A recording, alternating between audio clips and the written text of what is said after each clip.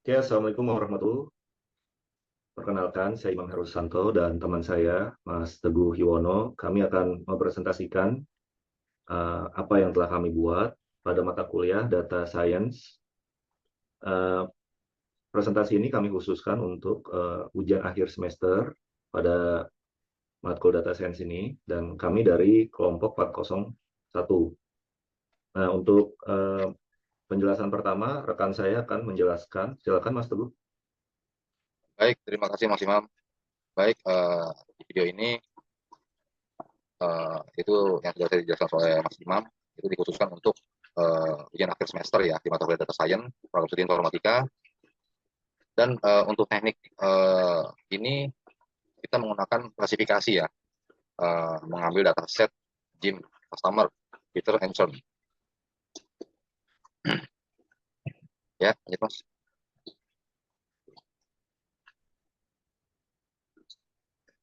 Baik, adapun uraian tugasnya yaitu kita disuruh melakukan sebuah percobaan menggunakan salah satu teknik data science berikutnya. Ya, ada regresi, klasifikasi, dan clustering. Dan kami juga kami membuatnya dengan teknik klasifikasi. Kemudian setelah kita sudah melakukan teknik, kemudian kita menggunakan dataset yang berasal dari lingkungan sekitar atau tempat kerja. Jika tidak ada yang bisa dipergunakan, ambillah sebuah dataset dari sumber luar seperti di website tersebut. Kemudian Anda juga boleh menggunakan bantuan tools apapun untuk menyelesaikan tugas ini. Nah, kemudian yang nomor 4 itu dari percobaan yang telah kita buat, kita membuat membuat laporan penelitian dengan susunan bab sebagai berikut. Yaitu yang pertama ada pendahuluan, kemudian metode penelitian, hasil dan pembahasan, kesimpulan dan daftar pustaka.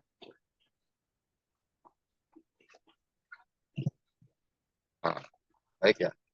Setelah kita membuat data tersebut, mengambil data tersebut, videonya akan kita presentasi dengan kelompok yaitu rekan saya Mas Imam. Kemudian kita juga menggunakan Microsoft PowerPoint untuk toolsnya untuk keperluan presentasi. Dan di sini juga seluruh anggota kelompok harus terlihat wajahnya ya dalam melakukan presentasi.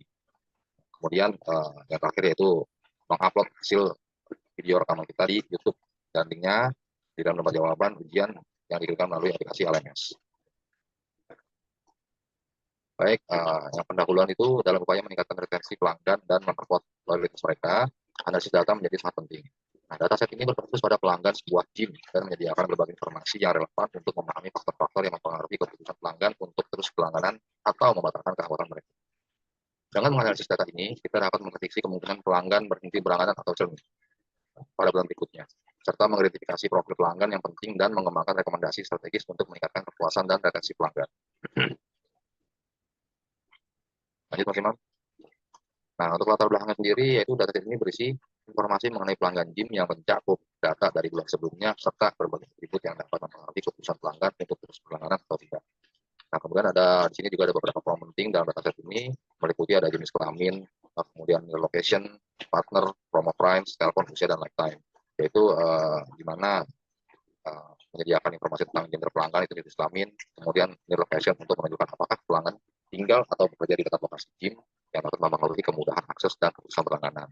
Kemudian partner itu menandakan apakah pelanggan bekerja di perusahaan mitra yang mendapatkan diskon yang dapat menjadi faktor motivasi dalam keputusan berlangganan. Kemudian ada promo price, yaitu menunjukkan apakah pelanggan mendaftar melalui tawaran atau diberi di perusahaan teman yang dapat mempengaruhi loyalitas pelanggan. Kemudian ada nomor telepon ya, menyediakan nomor telepon pelanggan yang dapat digunakan untuk komunikasi lebih lanjut. Kemudian ada usia juga yang mengindikasikan usia pelanggan yang bisa mempengaruhi pola kebiasaan dan preferensi. Kemudian yang ketujuh yaitu ada lifetime ya, menunjukkan berapa lama dalam bulan ya hitungannya pelanggan telah bergabung dengan gym yang bisa berhubungan dengan tingkat kepuasan dan kemungkinan churn-nya. Nah, untuk memahami dan memprediksi churn pelanggan, analisis data menggunakan teknik klasifikasi dapat diterapkan. Kemudian teknik klasifikasi adalah metode dalam pembelajaran mesin yang digunakan untuk mengelompokkan data ke dalam kategori yang sudah ditentukan seperti churn atau tidak churn. Nah, dengan teknik ini kita dapat mengembangkan model yang harus memprediksi kemungkinan seorang pelanggan akan berhenti berlangganan berdasarkan atribut yang ada.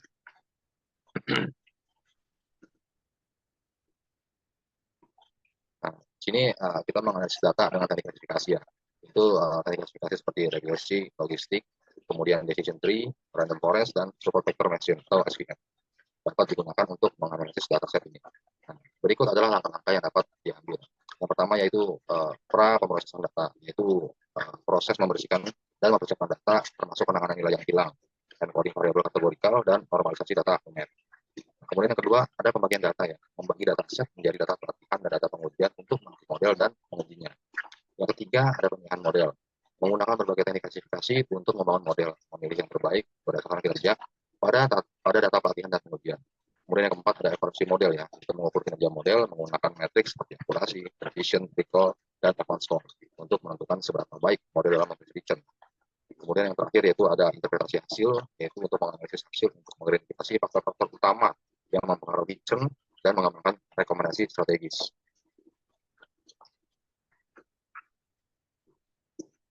Baik, untuk selanjutnya untuk source datasetnya akan dijelaskan oleh rekan saya yaitu Mas Imam Heru Susanto. Baik, untuk waktu itu silakan Mas Imam. Oke, terima kasih Mas Teguh sudah menjelaskan pendahuluan tentang apa yang kita buat. Jadi untuk dataset yang kita buat, kita ambil datanya atau source datasetnya di www.kaggle.com. Ini ada linknya ya. Jadi dataset itu berisi tadi yang sudah dijelaskan Mas Teguh, ada beberapa atribut ya. Ada mulai dari jenis kelamin sampai dengan lifetime. Terus untuk mengolahnya, di sini saya pakai tools. Biasanya kan kita menggunakan R. Jadi untuk yang UAS ini saya coba menggunakan Orange Data Mining. Kenapa menggunakan Orange Data Mining? Saya lihat untuk penggunaan Orange Data Mining ini lebih ramah untuk pengguna ya, jadi lebih mudah untuk digunakan. Nah, ini tampilan utama untuk Orange Data Mining. Nah, ini bisa saya share saja ya. Nah, ini untuk Orange Data Mining. Ini adalah apa yang sudah saya buat ya. Jadi di sini ada file, ada feature statistik, pivot table, select columns, data table, sampai dengan prediction dan juga naive Bayes.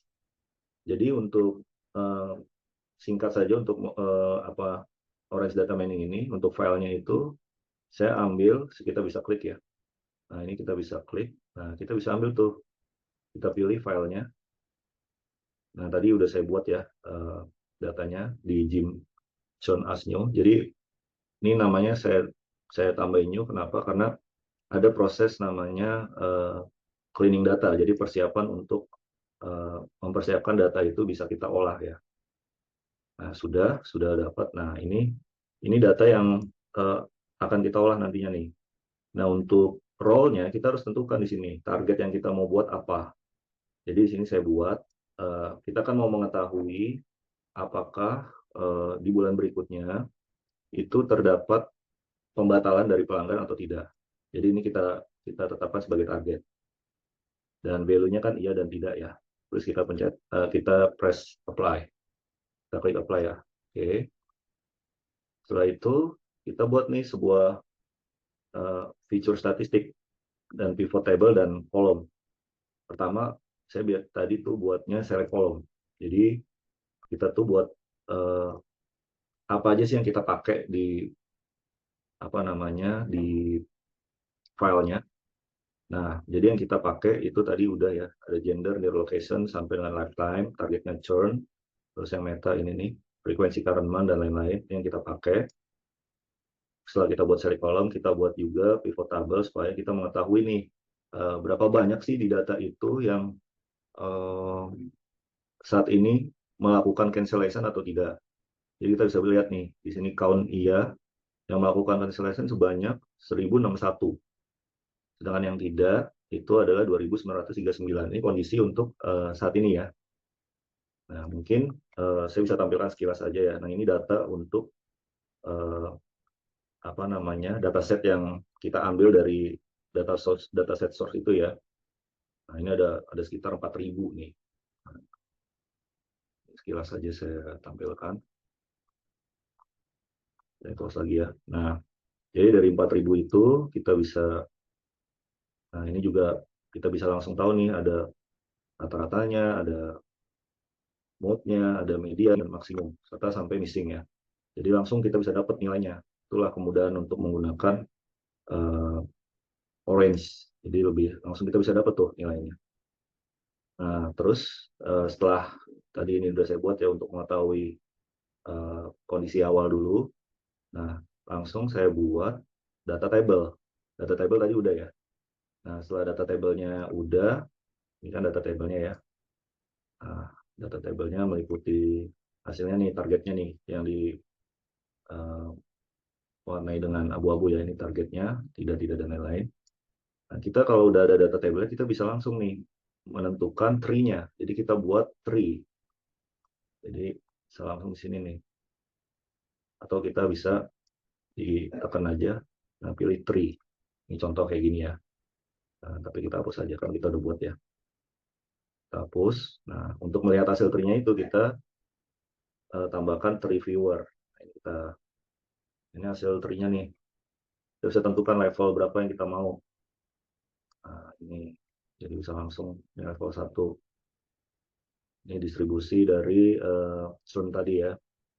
Yang iya ada berapa, yang tidak ada berapa untuk kontrak period. Jadi biasanya kan untuk klasifikasi itu kita diminta untuk membuat not awal dengan cara menentukan entropi ya. Tapi kalau menggunakan ini kita langsung dapat nih not awalnya apa di sini. Not awalnya yaitu yang nilai entropinya paling kecil. Kalau menggunakan orange kita langsung dapat nih. Kita langsung dapat lifetime yaitu not awalnya. Jadi kita bisa tentukan juga mau seberapa dalam apa namanya diagram tree-nya ini.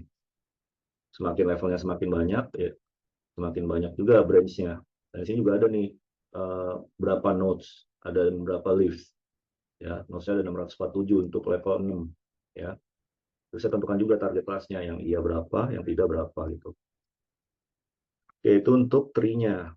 Nah, sekarang kita ke box plot, diagram box plot. Nah, di diagram box plot juga langsung kita dapat, misal kita mau ini antara churn dengan gender, variabel churn subgrupnya gender.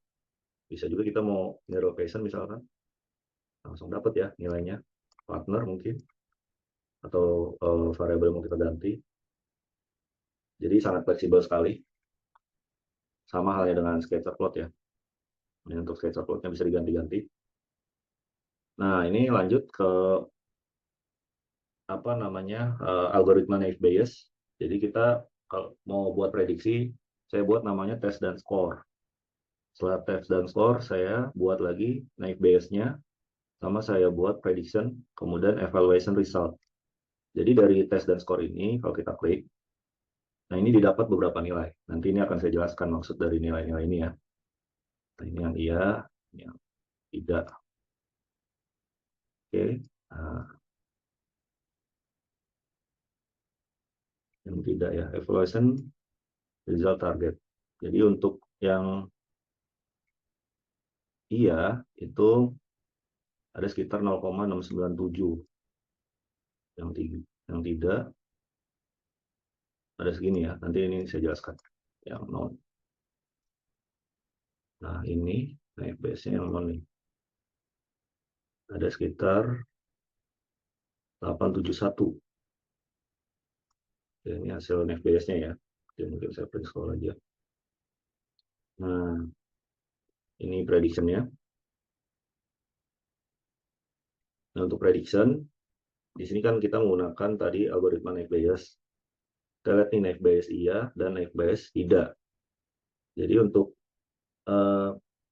kita tentukan hasilnya dengan cara mana nih hasil yang besar peluangnya. Yang Bayes tidak kan 0,56. Nah, yang bias iya kan 0,56 dan yang tidak 0,43. Jadi yang kita ambil yaitu yang bias iya. Jadi prediksinya di bulan itu dia kemungkinan sebesar 56% itu dia melakukan churn. Jadi dia melakukan cancellation. Ya. Nah, ini coba kita lihat bawahnya. Yang besar yang tidak, berarti dia akan tetap. Ya. Dan seterusnya. Nah, untuk yang tadi, sorry, yang tadi angka-angka tadi, yang hasil dari ini tes dan skor tadi. Nah, ini penjelasannya. Sebentar. Nah, ini nih. Ini saya ganti dulu ya tadi.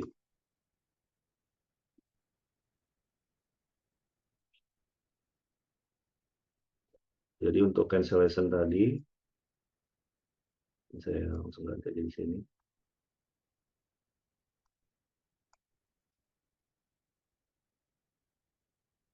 Jadi ada AUC, CA, F1, PREC, recall, dan MCC. Nah, ini maksudnya adalah yang kita lihat ada PREC-nya nih. PREC itu maksudnya precision, hasil dari itu. Nah, ini tadi ya, hasil evaluasi model dengan 20 volt cross validation. Tadi kita bisa lihat yang diulang 100 kali dan menggunakan 90% data untuk pelatihan. Jadi udah langsung ke testing. Jadi kita bisa dapat tuh tes hasilnya langsung. Kita langsung bisa tes. Nah, di sini kita lihat precision-nya. Itu tadi saya ganti ya. Jadi seharusnya bukan 0,97 tapi ini 0,871. Jadi untuk hasil precision-nya 0,871 itu artinya sama menunjukkan bahwa dari semua sampel yang diprediksi sebagai positif oleh model sebesar 80% tadi ya adalah benar positif. Ini berarti bahwa sekitar dikurangi sama 100% adalah false-nya positif. Ya.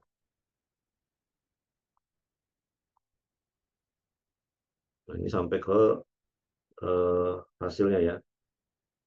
Hasil dari pembahasan, jadi dari yang kita lakukan testing, kita bisa dapat bahwa untuk AUC-nya itu memiliki kemampuan yang sangat baik. Ini kurang lebih bedanya sedikit ya untuk yang tadi saya perbaiki. Memiliki kinerja yang sangat baik untuk area under curve-nya. Terus untuk CA-nya itu juga memprediksi kelas yang dengan akurat sekitar tadi juga beda tipis ya. Sekitar di berapa? Harus 859. Ini berapa nih?